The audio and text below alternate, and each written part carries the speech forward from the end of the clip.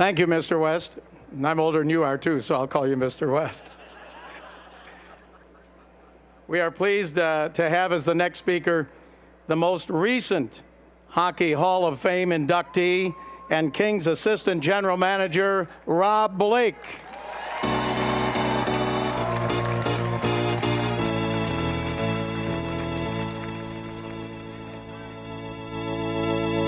Thank you. Yeah, I was coming in and I was recalling the first time I had taken the ice with Luke in practice in the early 90s, and we were doing drills where you kind of go down the ice, warm-up drills, 2-on-0s, you make a couple passes, take a shot, go to the corner, and you line up. And I see Luke do the drill, and he's done, and instead of coming to the corner, he stops in front of the net. And the drill continues, and anytime there was a loose puck or a rebound, he shot it in the net. He hit the goalie in the back of the leg, it didn't matter.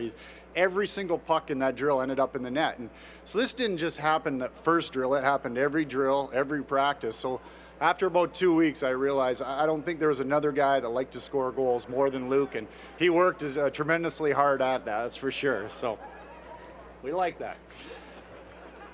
It's funny, I was driving in tonight and I'm thinking, what kind of statue are they going to have that's going to show Luke Robitaille? And I said, is it going to be something like Luke lying in front to block a shot? And maybe, I don't know, maybe.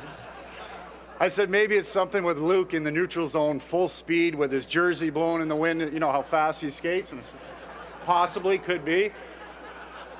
He says no, but maybe.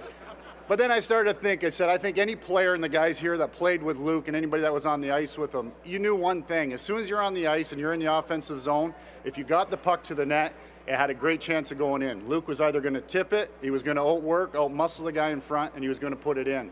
So my vision for Luke after that, after playing those years with him, I got to say it was something with his hands in the air and his big smile, because that's how he always came out of the pile after he scored. So it was a pleasure to play with him in that.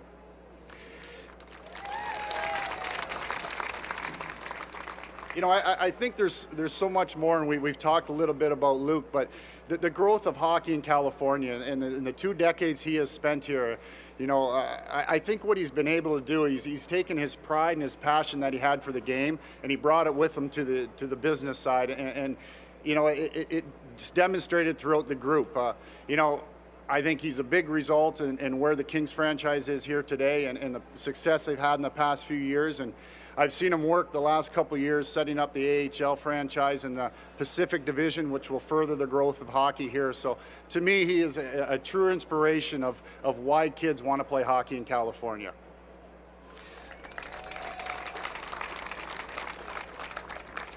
It's funny, I think all of us out here, we always refer to him as Lucky Luke, but I think on a night like this, it's all of us here that are very lucky that, we have been touched by this guy. We've had time to spend with him, and we've got his excitement for the game is rubbed off on all of us, so I think we're the lucky ones here tonight. So to Stacia, to Luke, Jesse, Steven, enjoy the night. It's a tremendous honor and well deserved.